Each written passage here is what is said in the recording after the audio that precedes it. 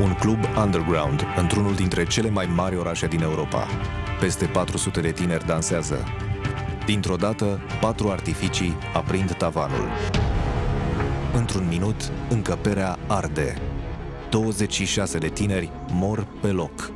Peste 150 ajung arși la spital.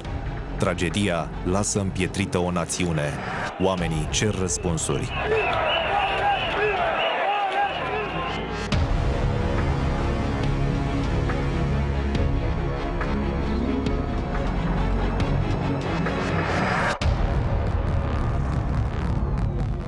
30 octombrie 2015. Pentru 400 de tineri începe o vineri ca oricare alta. 6 dimineața. În militari, Miluță Fluieraș se pregătește să plece spre serviciu. De 10 ani este inginer la Centrul Național de Cartografie. Abia așteaptă să-și termine treaba. Diseară merge la concertul trupei Goodbye to Gravity.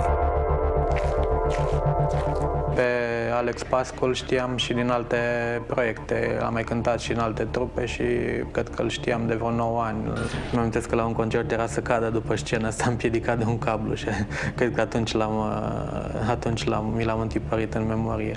Pe restul băieților nu-i știam dinainte, i-am cunoscut odată cu Goodbye to Gravity. În timpul liber, Miluță Fluieraș este fotograf de concerte.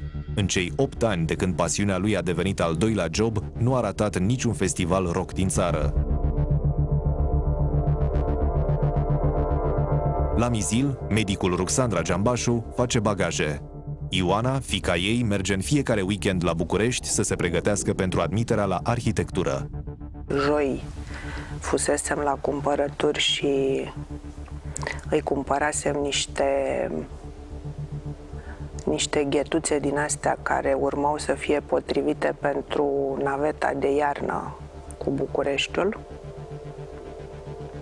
Ne simțisem foarte bine, râsesem cu lacrimi toată ziua și ne-am întors acasă joi seară încărcate de bagaje și foarte vesele.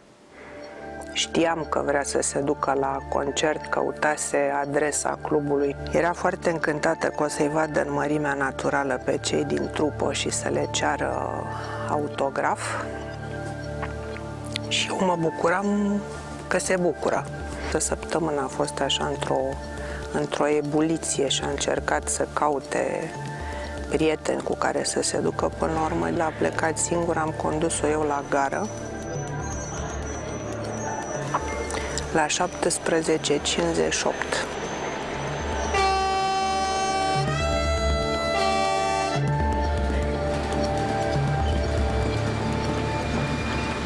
În București, în cartierul Rahova, la 6 seara, Alexandra iese pe ușa casei. E barmanița de weekend la Colectiv. Vrea să devină specialist în PR și să-și cumpere o mașină. Își luase carnetul de șofer de vreun an și vrea să-și cumpere mașină. Și vrea să-și cumpere mașină cu bănuții strânși de ea. Asta era ambiția ei. Tot timpul, de fiecare dată, tot ce a realizat a făcut-o singurică, nu vrea niciun fel de ajutor.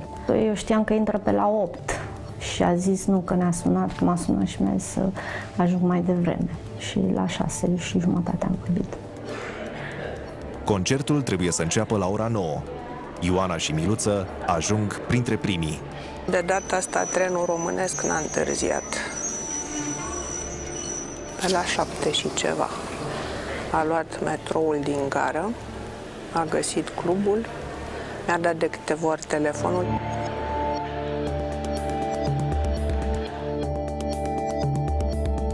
Ca fotograf în club, atunci când nu există un spațiu special amenajat și fotografiezi din public, e bine să ajungi mai devreme pentru a nu deranja tot publicul când vrei să ajungi în față. Așa s-a întâmplat și pe 30 octombrie, am ajuns la club în jur de 9:20. Și practic era trupa și prietenii apropiați, comuni de altfel. Am schimbat câteva vorbe cu ei. Bineînțeles, erau destul de stresați și ocupați cu organizarea și apoi am stat, mi-am pus geanta în față, cum fac de obicei, pe una dintre boxe Și m-am întâlnit cu alți cunoscuți prieteni ai trupei, cu care am stat până în apropierea momentului în care a început concertul. Minutele trec, clubul se animă. Frații Elsa și Adrian Albu sunt pentru prima dată în colectiv. Elsa a venit special din Anglia să-și serbeze ziua de naștere. Azi împlinește 37 de ani. Mai erau 2 zile și pleca sora mea acasă, în Anglia. O săptămână înainte am fost la o prietenă, la Mimi Voicu. Și ele două se înțelegeau foarte bine și au hotărât ca în seara aia să meargă întâi la concert, după care trebuia să mergem prin centru vechi, pe la alte cluburi. Și așa am ajuns colectiv.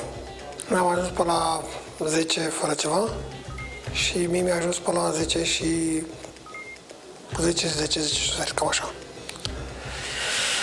Ne-am întâlnit la bar și după care ne-am dus în spate la mese. Goodbye to Gravity sau Alex Pascu, Vlad Țelea, Andrei Găluț, Mihai Alexandru și Bogdan Enache sunt revelații a ultimilor ani în rockul underground. Pe scenă trebuie să fii artist, trebuie să fii sălbatic, trebuie să faci ca energia ta să ajungă la public. Și Goodbye to Gravity asta făcea. Alex Pascu a fost locomotiva acestei formații. Fără Alex Pascu nu putea exista această formație. Era un băiat perfect. Alex Pascu a înființat Goodbye to Gravity în 2010. Pasiunea pentru muzică și-a descoperit-o în liceu. Visa la un turneu în toată Europa după lansarea din această noapte. El a fost unul dintre cei mai mari fani din România, Iron Maiden, și întotdeauna a ținut să cânte stilul ăsta. Numele trupei, Goodbye to Gravity, l-a ales tot el, împreună cu chitaristul Vlad Țelea, de la un vers din cântecul The Wicker Man al lui Iron Maiden. Vlad era un tip extrem de talentat. Avea o deschidere foarte mare pentru artă și orice ține de artă. Era foarte entuziast, alerga tot timpul, era om de spectacol, își stimula și colegii de trupă să facă, era în plină mișcare, interacționa cu publicul, deci el se vede că acolo se simțea ca peștele în apă. Vlad Țelea era arhitect și făcea grafică 3D și design interior. Înainte de a fi chitaristul trupei Goodbye to Gravity, fusese solistul formației de heavy metal Spin. Te gândeai la el cu mare drag, ziceai, wow, tipul arată atât de bine pe scenă. Gestica care avea, felul în care se mișca, felul în care cânta la chitară pe scenă. Mihai Alexandru era tot arhitect. Cânta și el, tot din liceu, dar într-o altă trupă. Când Alex i-a propus să tare alături de Vlad în Goodbye to Gravity, a fost una, cred că, dintre cele mai mari bucurii pentru Mișu. Bogdan Enache era bateristul trupei. Făcea design și avea o experiență de aproape 20 de ani în industria muzicală. Am cunoscut, nu știu, foarte de mult, el era mai mare. Adică noi l-apucase să cânte și cu primele trupe, să zic, de metal, așa, când eram noi puști și îl vedeam în alte trupe. Era tot așa un tip foarte implicat și era nostim, asta am spus totdeauna, că o să-mi pară atât de rău, pentru că nu o să ne mai facă nimeni să râdem cum ne făcea Bogdan să râdem. Andrei Găluț era solistul trupei. Se alăturase băieților de la Goodbye to Gravity în 2011. Reușea să-și împartă viața între corporație și scenă. Mi-a plăcut atunci exact pentru asta, că era o voce rock, era o voce care ieșea în evidență. Goodbye to Gravity își lansa cel de-al doilea album, Mantras of War. Concertul ăsta era o piatră de hotar pentru ei. Vrem să vedem măcar de data asta să meargă. Un eveniment major în viața lor, își chemaseră familiile, prietenii, soțiile, frații, colegi de muncă. La 10 fix, Goodbye to Gravity urcă pe scenă. În boxe se aud primele note din cea mai cunoscută piesă a noului album, The Day We Die. Concertul a început foarte în forță, să spunem, cu prima jerbă de artificii. Ceea ce mi s-a părut ciudat în primul moment a fost că artificiile erau prinse de schelă, ceea ce nu s-a mai întâmplat în cluburi. Am mai fost la concerte în care s-au folosit artificii, nu în colectiv, în alte locuri, dar știam că tot timpul artificiile erau verticale pe scenă. Bine, n-am acordat foarte multă atenție, dar mi-a trăsărit în minte acest aspect. La 22 și 6 minute își luase o cafea și era instalată lângă unul din stâlpii ăia. Era foarte fericită, foarte, foarte fericită. Am vorbit prietenul ei cu ea și ea i-a spus vorbim mai târziu spre dimineață, acum nu mai pot, lasă-mă că au început să vină clienți. Au început să se adune lumea. Concertul se apropia de jumătate și ceasul era tot în jur de 10:30 și un pic.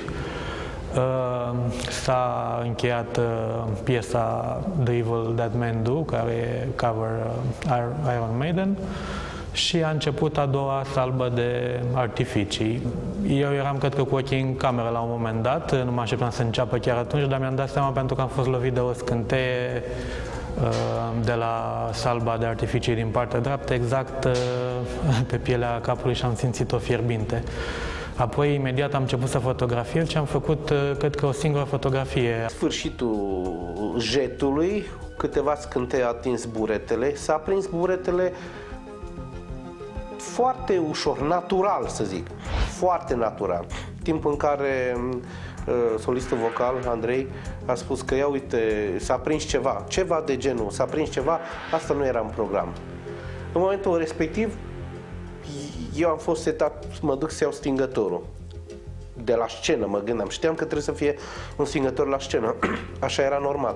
Dar până să mă gândesc că mă duc să iau stingătorul, am văzut că cineva a aruncat bere dintr-o sticlă, a încercat să stingă stâlpul. În momentul în care a ajuns la tavan, efectiv, porțiunea de jumătate de tavan cât era acolo s-a aprins instant. Exact ca și cum ai arunca un chibrit într-o baltă de benzină. Instant. Deci, nefiresc. Și când am văzut că a ajuns la tavan, am țipat la fete, hai afară, hai, carte. Și am luat-o spre ieșire. Nu știu dacă au trecut, să zic așa, 5 secunde, deja flacăra s-a extins spre ieșire. Doar că în momentul în care am ajuns aproape de ieșire, adică în zona aceea de buffer unde era containerul, s-a produs panică, erau deja oameni căzuți pe jos și nu s-a putut înainta pentru că ușa era blocată. Am tras-o pe sora mea în față și am zis trece în față și am împins-o spre ieșire. Și la un moment dat am pierdut contactul cu ea, aveam mână în față, întinsă în față pe ea și în momentul ăla nu mai știu ce să întâmplă cu ea. Am simțit în spate căldură, m-am uitat în sus, am văzut galben, flacăra, am ridicat mâinile și m-am lăsat în jos. În timp ce mă lăsam în jos, mi-a turnat berea în cap, berea pe care aveam în mână. Și am făcut asta ca să fiu recunoscut când sunt scos de acolo. De ce nu mă așteptam să scap? Am stat pur și simplu nemișcat și am încercat să-mi închid ochii și să nu respir, să nu inhalez fum. A trecut acel moment de foc care a durat nu foarte mult, după cum pot aprecia, deci o secundă, două. În momentul în care toți s-au împins și, să zicem, primii nu și-au dat seama de acea treaptă, primii au căzut acolo la ieșire. Noi am căzut peste, fiindcă eu în momentul în care am ajuns la ieșire, m-am împins din spate, n-am avut ce să fac și am căzut peste primii. Peste mine au căzut alții și s-a format undeva un dop. Eu pot spune că eram rândul al treilea de jos, dar peste mine mai erau câțiva. Cât eram prins în container, am auzit niște lovituri puternice, practic în ușile containerului, ușile de container, nu ușile din termopan care erau la mijlocul lui decupate, crezând că sunt deja pompierii.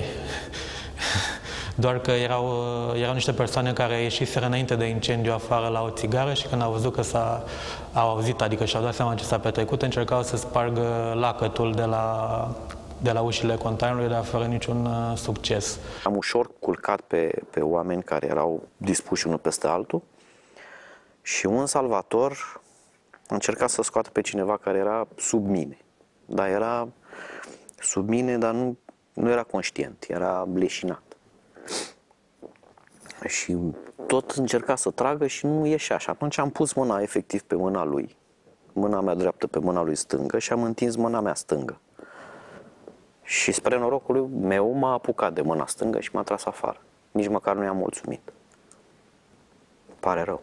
La un moment dat, cineva a reușit să deschidă acea ușă de termopan și a început să intre aerul, am simțit aerul proaspăt, doar că nimeni nu se mișca din cauza că marea majoritate a oamenilor erau căzuți și erau unii peste alții. Cei care se aflau afară încercau să tragă oamenii să-i ajute să poată să iasă și cred că au ieșit 2-3 oameni înaintea mea și așa că în acel moment am aruncat și eu camera, am lăsat-o pentru că nu puteam trebuia pur și simplu să mă cațăr pe oameni ca să pot să ies. M-am plimbat ca o curcă beată așa, cred că mai bine de o oră, încercând să-i găsesc pe colegii mei. Am văzut o imagine care mi-a părut rău că nu am imortalizat-o. A fost o imagine extraordinară. Pompierii intrau, erau ușile deschise și intrau pe partea stângă, în linie. Ușa respectivă arăta exact ca o ușă de sobă. Pentru mine, așa, vedeam, fumega. Era o ușă deschisă cu o intrare neagră, fumegândă. Pe partea stângă intrau pompierii în șir indian, iar pe partea dreaptă ieșeau 2 câte 2 și între ei cu câte un rănit. Marian Leușteanu este unul dintre mulți răniți care au ieșit pe picioarele lor din club. Vedeți că sunt părliți și pe... Da, văd că aveți arsuri. Am arsuri. Nici nu știu ce să spun, am un prieten, e pe spate, m-a supraviețuit, sper să supraviețuiască. Și într-un târziu am dat de prietenul meu Iulian, care era pe caldarâm, întins, și l-am văzut, am văzut că respiră și m-am dus la prima ambulanță care am găsit-o în vizor, să zic așa, și am luat o doctoriță de acolo pe sus, așa. Vă rog să veniți cu mine. S-a speriat un pic doamna doctor și... Da, a venit. Și zic, el e prietenul meu. Vă rog să-l salvați. Și Nelu Brândușan a ieșit singur din foc. Nu simțeam durerea. Aveam, nu știu, o adrenalină, simțit, atârna pielea așa de pe mână, dar nu simțeam durere. Mă uitam la ea, mă uitam la mână și o vedeam și stăteam foarte calm. Incendiu! Scoateți mașinile! Incendiu, fabrica Pionierul! Alo, bombierii! Deci sunt oameni înăuntru, nu știu câte au ieșit. Nu știu câte au ieșit. La ora 22:32, primul telefon anunță tragedia la 112. Florin, Mihai și Adrian sunt de serviciu la unitățile de pompieri din dealul Spirii la 22:35, când se dă alarma. În 8 minute pe ceas, ajung la colectiv. Anunțurile curgeau șir pe stație, simți un șoc. Dar șocul ăla nu trebuie să dureze foarte mult, te reechilibrezi. Am format alte echipe de căutare-salvare care intrau în interiorul clubului și ajutau pe colegii noștri să scoată alte persoane rănite sau intoxicate. În interiorul clubului, datorită fumului foarte dens și a vizibilității reduse, nu puteam să îmi aud decât colegii care ne coordonam astfel încât să căutăm victime sau anumite persoane care sunt inconștiente. Aveam lanternele aprinse și toată lumina care o dădea lanterna era practic reflectată de fum. Sunau telefoanele mobile, vă dați seama că m-am gândit la faptul că e cineva la capătul firului, la celălalt telefon care sună și încearcă să afle despre apropiați cei dragi care se aflau în club. La 22:50, autoritățile declanșează codul roșu de intervenție. Prefectul Capitalei aprobă intrarea în procedură specială. Părea o seară liniștită, stăteam la televizor, ațipisem chiar. La un moment dat a sunat telefonul, am zis că inspectorul șef al ISU. Între timp văzusem că mi-a intrat și un mesaj. Mi-a spus că la un club a izbucnit un incendiu și sunt victime multiple și a cerut aprobare pentru declanșarea planului roșu. M-am și uitat la ceas, era 22:50, mi-aduc aminte. SMURD primește undă verde să preia coordonarea intervenției. Aproape 60 de echipaje de prim ajutor ajung la locul tragediei. Odată ajuns la fața locului, am deschis ușa ambulanței să cobor, să evaluez situația, dar n-am reușit să cobor din ambulanță pentru că 6-8 persoane încercau să urce în ambulanță și toți strigau: ajută-mă, fă-mi ceva, mă doare, salvează-mă, nu mă lăsa să mor. Era o scenă de război, efectiv, cum vezi la televizor, tineri peste tot, se improvizaseră fel de paturi din europaleți. Raed Arafat, coordonatorul Inspectoratului pentru Situații de Urgență, era acasă când a fost alertat. Imediat a dat ordinul ca toate spitalele care au camere de urgență să se pregătească. O decizie care am luat-o telefonic și cred că a fost bine că s-a luat din discuțiile din momentul în care am fost sunat și am început să aflu câte victime sunt, a fost: deschideți pe toate spitalele, anunțați toate unitățile de primire urgență. Și, într-adevăr, n-am mai ținut cont că sunt arsuri să-i trimitem pe toți, de exemplu, la spitalul de Arș. Era imposibil și atunci, dacă acest lucru se întâmplă, sunt convins că numărul deceselor în prima zi urca foarte mult.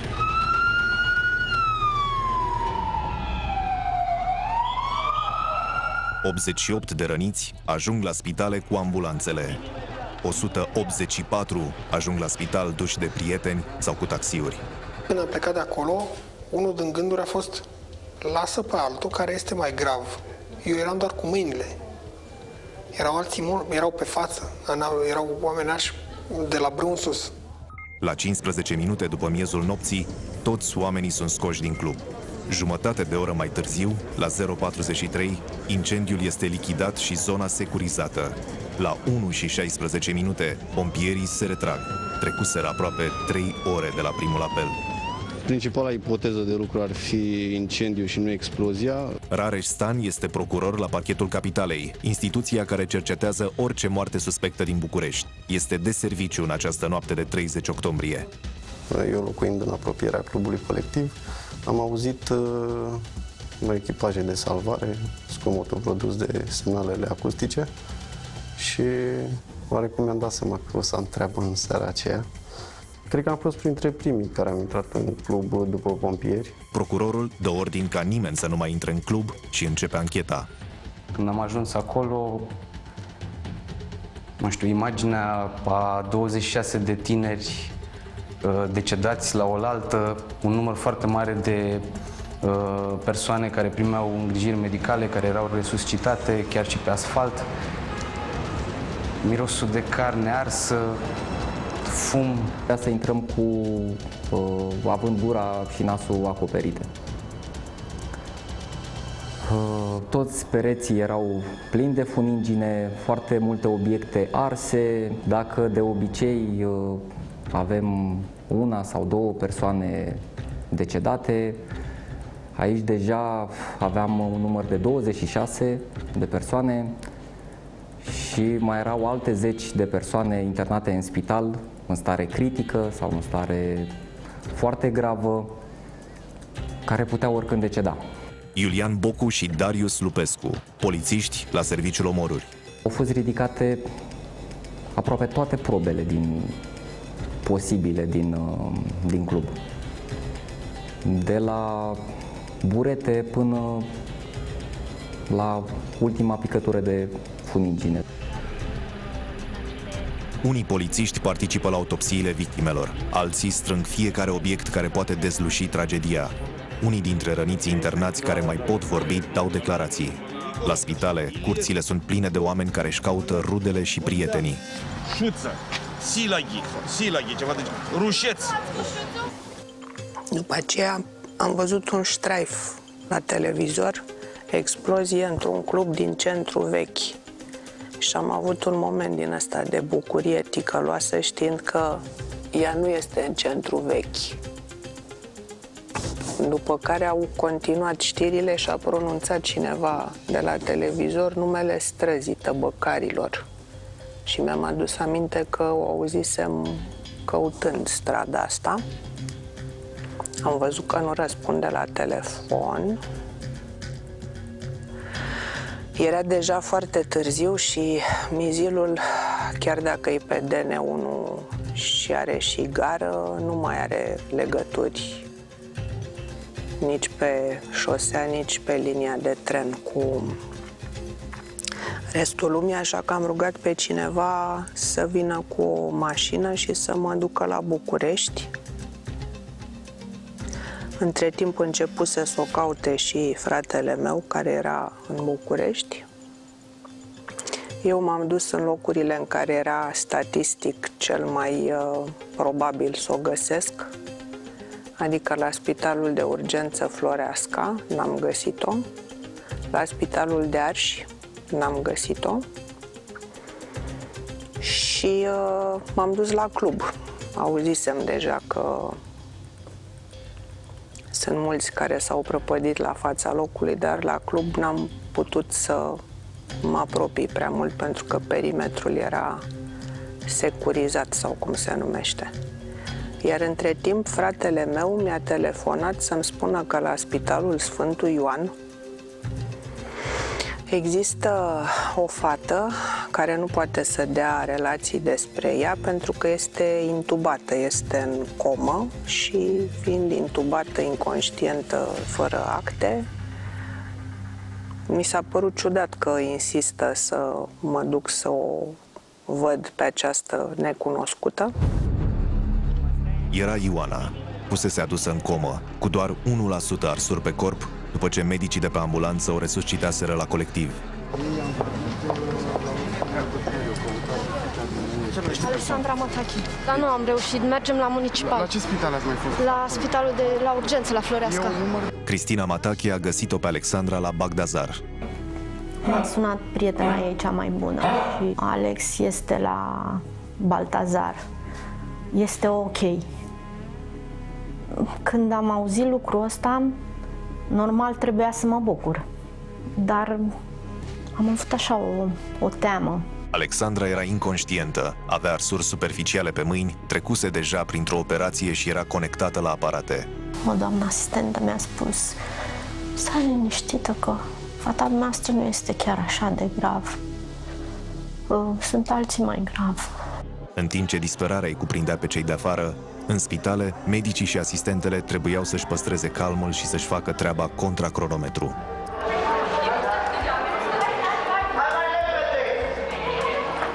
Umblam la calculator, lucram la ceva și soția mea se uita la televizor în camera alăturată.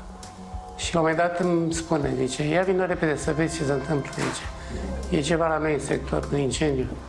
M-am dus, am văzut, am rămas șocat și i-am spus, dragă, eu trebuie să mă duc acolo, zic, precis o țărină la noi, după astea. Păi stai să te cheme, zic, nu mă duc, nu e nevoie să mă cheme, trebuie să mă duc, precis o să fie de lucru mult. Gavril Hodărnescu este medic de peste 40 de ani. Când a ajuns la Spitalul de Arsuri, a intrat direct în sala de operație. Era lume multă, era agitație. Majoritatea din cei care erau aduși cu salvarea erau foarte agitați, într-adevăr, speriați, disperați, țipau. Nici șeful secției de terapie intensivă, Adrian Stănculea, nu era de gardă în acea noapte. Era în drum spre Bușteni, împreună cu familia. Doctorița care era de gardă, colega de la anestezie care era de gardă, m-a sunat că s-a anunțat un accident colectiv mare. Și am zis, ok, bine, știi ce ai de făcut? La început nu înțelegeam de ce e atât de multă agitație. Ok, sunt niște răniți dintr-un incendiu. Ce poate fi atât de grav? Că doar au mai venit, noi suntem obișnuiți cu chestia asta să ne vină. Spuneți-i prin saloane, băgați-i, așteptați și intrați pe rând cu ei la sală. Păi nu putem, că toată terapia e blocată jos. Păi ce caută terapia jos? Terapia ar trebui să fie sus. Păi nu avem, că după aia am înțeles că ei de fapt veniseră, erau luați direct de salvare nu în ceea ce de obișnuință ne aduce salvarea, adică bolnavi cu aborduri venoase prinse, care sunt pregătiți așa un pic. Salvarea pur și simplu îi luai, punea salvare, veneau cu ei la spitale și descărcau. Și atunci am înțeles că lucrurile sunt groase. La 5 ore de la incendiu, bilanțul se schimbă. Al 27-lea este persoana care a decedat aici și care nu este identificată încă. În spitale se dă prima luptă dintr-o lungă bătălie pentru viață. La Arsuri se operează în continuu. Medici și asistente au venit de acasă, fără să le ceară nimeni. Pensionari și studenți la medicină, voluntari, vin să ajute. Vor să doneze sânge sau să aducă alinare rudelor. La fel ca la spitalul de Arsuri, în toate celelalte 10 spitale în care ajung răniții. Sâmbătă dimineața am trebuit să începem să facem ordine, să-i selectăm, să vedem că erau împărțiți prin tot spitalul, unii bolnavi, cum era Miluță. Miluță fiind într-o stare și cu arsură relativ severă, era printr-un salon săracul pe unde a ajuns, pe jos, unde nu era o monitorizare mai complexă. Și atunci am decis să înființăm un salon lângă terapia intensivă. Am încropit un salon, 4 paturi lângă terapia intensivă și acolo am selectat și au ieșit 4 bolnavi, printre care și Miluța și încă 3 bolnavi care erau la limită de... Ei ar fi fost bolnavi de terapie intensivă. Deci dacă nu ar fi fost cei 10 care ocupau toată secția de terapie intensivă, ei 4 ar fi fost în saloanele de terapie intensivă pentru că riscurile lor erau destul de mari. Miluță și cu ceilalți au fost multe zile dependenți de oxigen. Oficial, România trebuia să fie pregătită să îngrijească o parte dintre bolnavii gravi, internați în saloane improvizate. Cu 7 luni înainte, la cel mai mare spital de urgență, Floreasca, fusese inaugurată o clinică specială pentru arși. Statul a cheltuit 11 milioane de euro pentru construirea ei. Cele 6 paturi de aici erau în baza de date a serviciului de ambulanță ca disponibile în orice moment. Ele sunt luate în calcul ca paturi pentru pacienți critici. Acea secție era pregătită să primească persoane mari arși. În realitate, pe ușa de intrare în clinică e pus lacătul. Avem echipament, dar nu avem personal, pentru că oamenii am angajat într-o primă etapă, au venit, au văzut cât de grea e munca și au plecat. Cu toate că există oficial medici de chirurgie plastică și reparatorie în alte 10 de orașe, nimeni nu a fost chemat la București să lucreze în clinica doctorului Lascăr în zilele care au urmat. Pe lângă lipsa de personal, ministrul Sănătății și doctorul Ioan Lascăr recunoșteau că la clinică mai e și o problemă tehnică. A doua zi, în spitalele din București mai erau internați 146 de oameni. 86 erau catalogați ca fiind mari arși. Pentru ei existau doar 51 de paturi speciale și doar jumătate aveau ventilație artificială. Începe redistribuirea pacienților între spitale și externarea celor cu răni ușoare. Un bolnav mare ars trebuie să stea singur într-un salon. Un salon care să aibă un regim special, ca un regim de sală de operație. Pentru că în salonul ăla trebuie operat, în salonul ăla trebuie spălat și în salonul ăla trebuie pansat. Cine intră, că vin să panseze medici sau că vin să-l opereze sau eu ca și reanimator că trebuie să umblu la parametrul ventilator, are niște filtre la intrare. Are un spațiu în care te obligă să te schimbi, să te dezinfectezi și de-abia după aia intri în contact cu pacient. Și atunci, în momentul ăla, sigur că da, nu mai tratezi arsura cu antibiotice cum facem noi. Noi știind că există posibilitatea infecției mult mai mare decât afară, începem cu terapia antibiotică din prima. Afară nu. Afară lucrurile sunt foarte clare. Nu dăm antibiotic decât dacă se va întâmpla și va fi cazul. Pe 1 noiembrie, numărul morților urcă. Alexandra Matache devine victima numărul 30. La 5:20 a ieșit o doamnă doctor și a zis așa a început. Din păcate.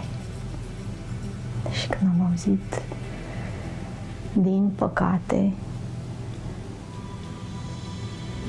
nu mai știu.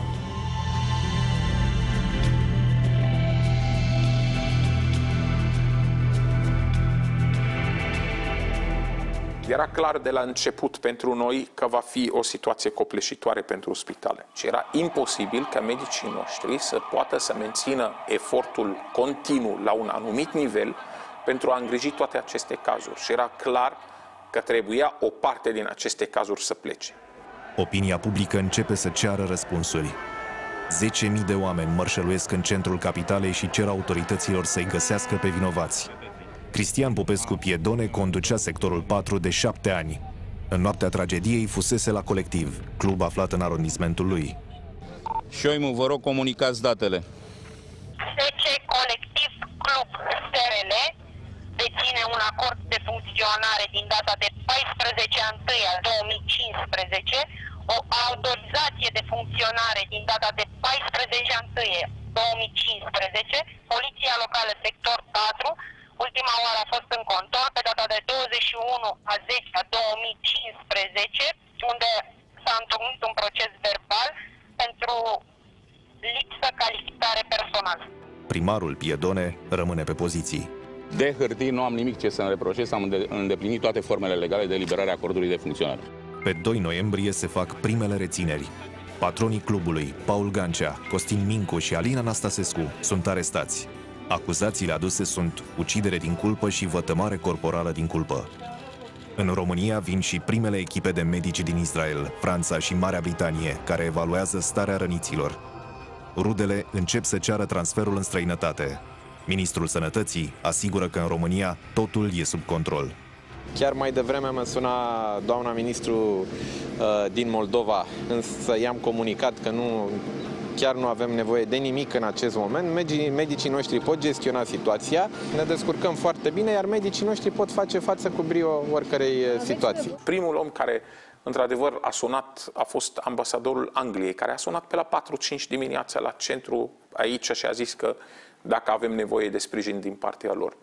A doua zi, deja, pe duminică, dacă nu greșesc, am intrat în legătură prin Ministerul Apărării cu cei de la Spitalul Militar de la Bruxelles. Pe 3 noiembrie, 70.000 de oameni ies în stradă, în toată țara.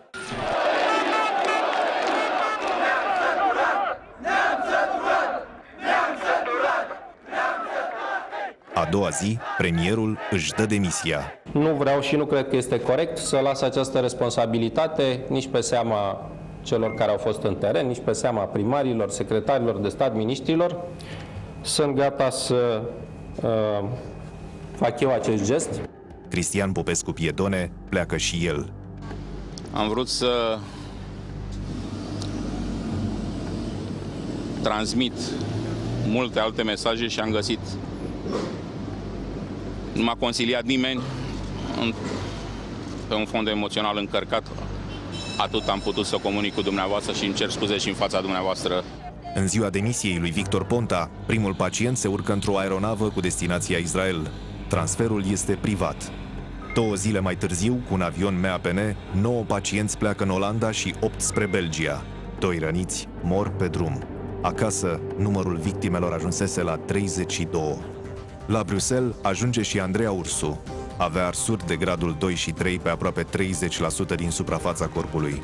După incendiu, fusese internată la Elias.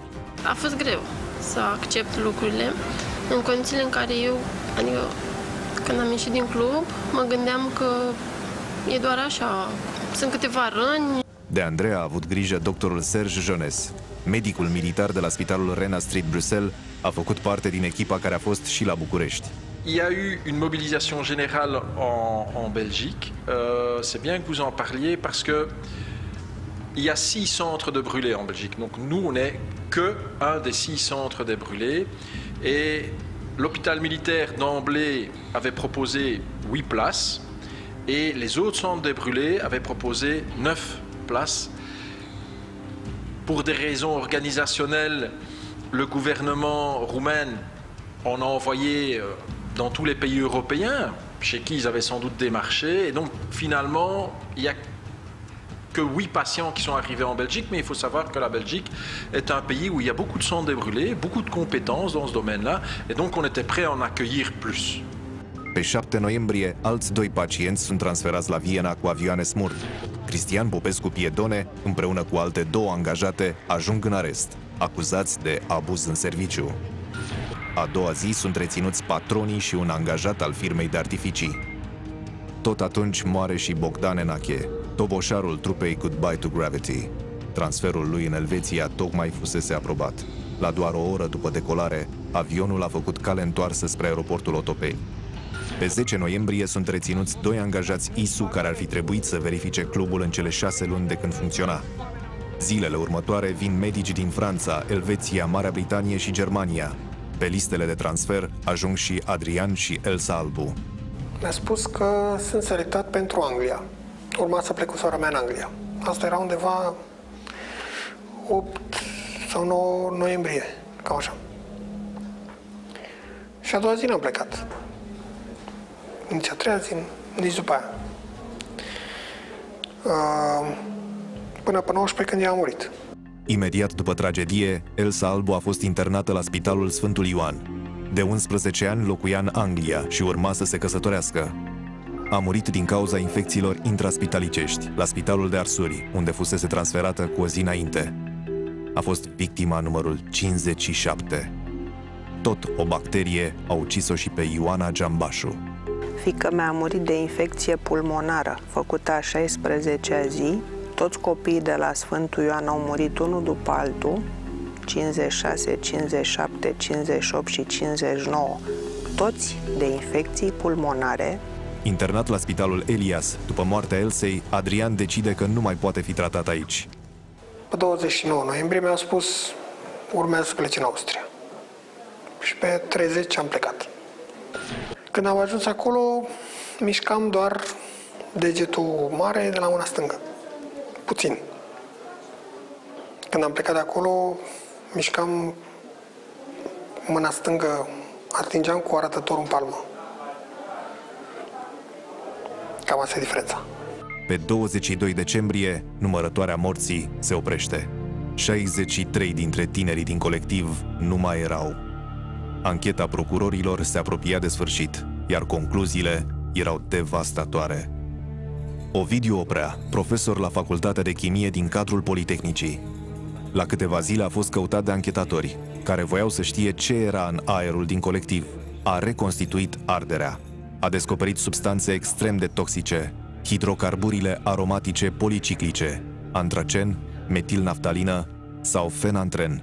Am folosit un aparat de analiză termică, care este un cuptor propriu-zis, în care am ars o probă din acest burete, iar gazele rezultate în urma acestei arderi au fost după aceea analizate. Acest cocktail de gaze conține mult mai mulți compuși. Mulți dintre ei însă sunt iritanți pentru căile respiratorii. În schimb, monoxidul de carbon și acidul cianhidric probabil că au fost cauzele principale ale deceselor. Acidul cianhidric acționează ascuns. Persoana intoxicată nu dă niciun semn că e otrăvită. Blochează niște centri responsabili de procesul de respirație. Practic, omul intră acolo, respiră, el are impresia că e totul normal, dar de fapt plămânii lui și sângele lui nu se mai oxigenează și el, efectiv, la un moment dat își pierde cunoștința. Nu doar gazul este toxic. Topitura rezultată este periculoasă. Compoziția chimică a materialului întreține focul chiar și în lipsa unei surse directe de căldură. Da, se observă deja cum începe să picure, cum se topește. Vedeți în partea de jos cum a căzut? Buretele ignifugat folosit la capitonarea clubului a ars și după ce s-a scurs de pe pereți și tavan, direct pe pielea pe care a ajuns. De aici și gravitatea arsurilor care au apărut la momentul respectiv. S-a impregnat în piele și chiar dacă flacăra a fost stinsă, plasticul acela care a picat pe piele, cumva, dacă vreți, a fuzionat cu pielea. Existența gazelor nocive este recunoscută și de Institutul de Criminalistică, instituția care a analizat oficial probele de la colectiv. Actele de înființare dovedesc și ele probleme majore. Practic, clubul nu a funcționat niciodată legal. Povestea colectiv începe cu pionierul. Patronii fostei fabrici comuniste de Adidas, aflată în plin declin economic, scot la închiriere mai multe hale. Printre cei interesați sunt și administratorii unui club de muzică latino, Salsa Guantanamo. Închiriază o suprafață mare de la parterul uneia dintre clădiri și deschid o discotecă. Amenajează spațiul fără a avea autorizație de construire de la primăria sectorului 4 și de la Inspectoratul de Stat în Construcții, cum le-ar fi cerut legea. În 2013 apare prima dată clubul Underground Colectiv, prin desprinderea unei părți din Salsa. Ușa dintre cele două e ferecată. Noul administrator este firma Music Hall SRL, deținută în proporții egale de Alina Anastasescu și Costin Micu. Music Hall este firma care comandă lucrările de izolare fonică. Acestea, spun experții, au fost făcute de o altă firmă, tot fără autorizație de construire și cu materiale de proastă calitate.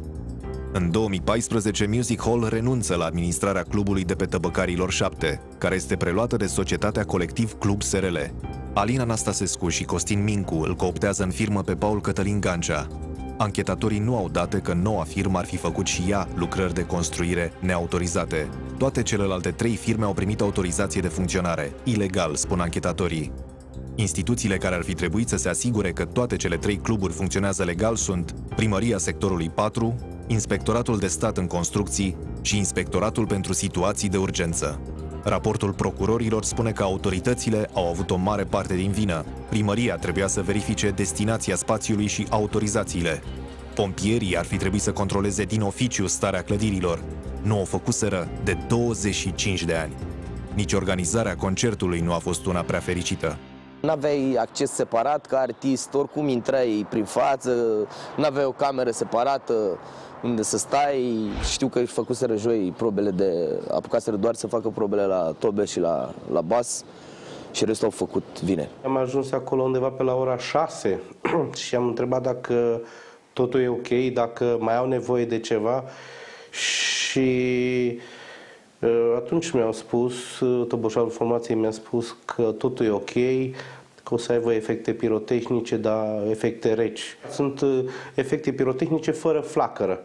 Golden Ideas Fireworks Artists SRL este firma angajată pentru efectele pirotehnice. Înregistrată în 2002, societatea a fost închisă și redeschisă de mai multe ori din cauza datoriilor. Compania era deținută de Daniela Niță, cu 80% din acțiuni, și Cristian Niță, cu 20%. Angajatul care a declanșat jocul pirotehnic, Marian Moise, a fost rănit grav. Are 31 de ani și a fost transferat în noiembrie anul trecut la un spital din Belgia. El este suspect în dosarul de omor. Cel de-al doilea pirotehnist, Viorel Zaharia, este inculpat, deși nu a fost în club în momentul tragediei. El ar fi luat parte la montarea artificiilor pe stâlpii scenei, cu câteva ore înainte de concert. Ambii apar în evidențele Inspectoratului Teritorial de Muncă București ca pirotehnicieni autorizați. Puse cap la cap, probele strânse până acum arată că 1 minut și o secundă au fost granița dintre viața de dinainte și cea de după colectiv. Cele 4 camere de supraveghere montate în club au păstrat intacte imaginile dezastrului. La 22 și 32 de minute fix se aprinde al doilea foc de artificii. Goodbye to Gravity își schimbă instrumentele. Pe scenă e doar Andrei Găluț. Lângă el bat într-un stâlp scântei în rafală. 22-32 de minute și 16 secunde. Artificiile se epuizează. Marginile stâlpului ard. Tinerii din public aruncă bere să stingă focul. Andrei cere un extintor pe scenă. Un barman îl trimite prin mulțime.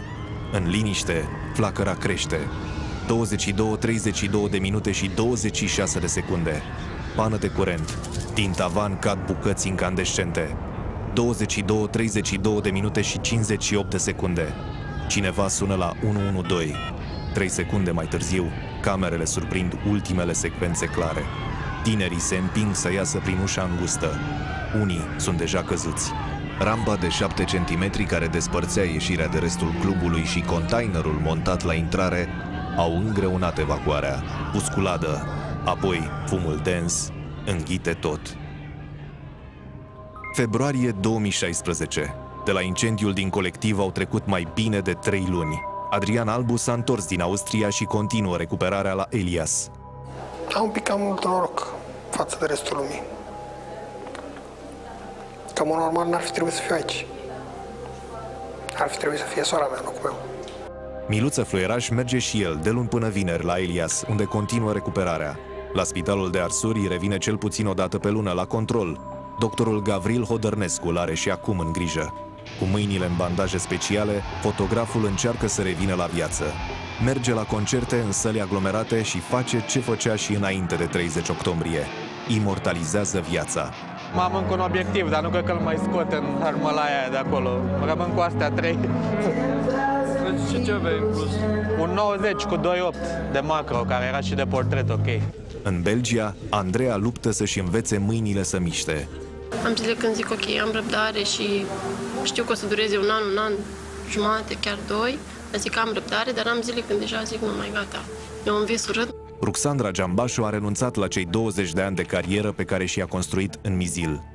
S-a mutat în București. Am fost medic în România 25 de ani. I-am împlinit când eram cu Ioana în spital pe 1 noiembrie. Eu personal am învățat că de ce ți-e frică nu scapi.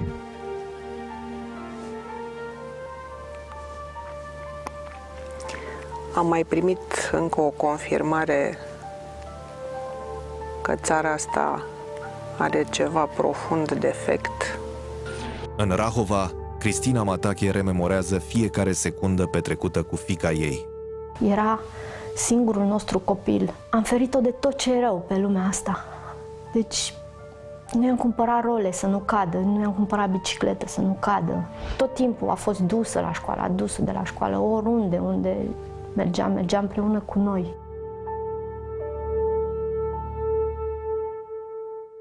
Vreau să trăiesc frumos. Adică consider că fiecare zi trebuie să fac pe cineva să zâmbească, în fiecare zi. Dacă am smuls un zâmbet unui om, înseamnă că e o zi bună. Vreau să refac trupa, vreau să mă vindec și să pot să folosesc mâna stângă din nou.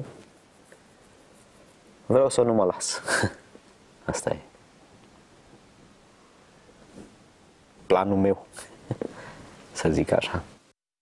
Mă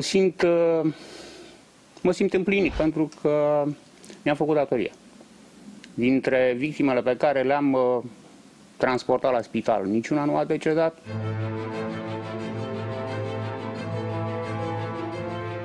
I-am zis, măi, Alex, nu te mai duci. Ai zis că nu te duci, nu te mai duci nicăieri. Și a avut un moment din ăsta în care a spus, bine, dacă nu vrei să mă duc, nu mă duc, îi văd altă dată. Și eu am zis, cum să nu te duci? Te duci și te simți bine.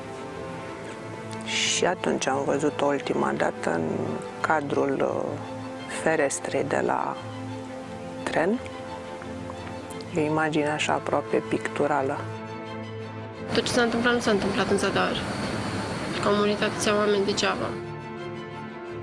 Personal, să-mi reproșez nu. Și sunt foarte sincer. Dacă am ce să-mi reproșez, să spun că nu mi-am făcut treabă sau am eșuat în a-mi face treabă, o ziceam. Oamenii la fel o să gândească, la fel o să voteze, la fel o să respecte reguli. Ca și până acum. Deloc. Zeci de cluburi, teatre și săli de spectacol au fost închise, prin lege, pentru că nu sunt sigure în caz de cutremur. Săptămâni bune, pompierii au măturat capitala în căutarea de extintoare și ieșiri sigure în caz de incendiu. Rând pe rând, cei 11 arestați din dosar au părăsit pușcăria. Acum așteaptă liber sentința. Cea mai sângeroasă tragedie a României contemporane a schimbat vieți și a curmat destine. Pentru România, nici când nu va mai fi la fel.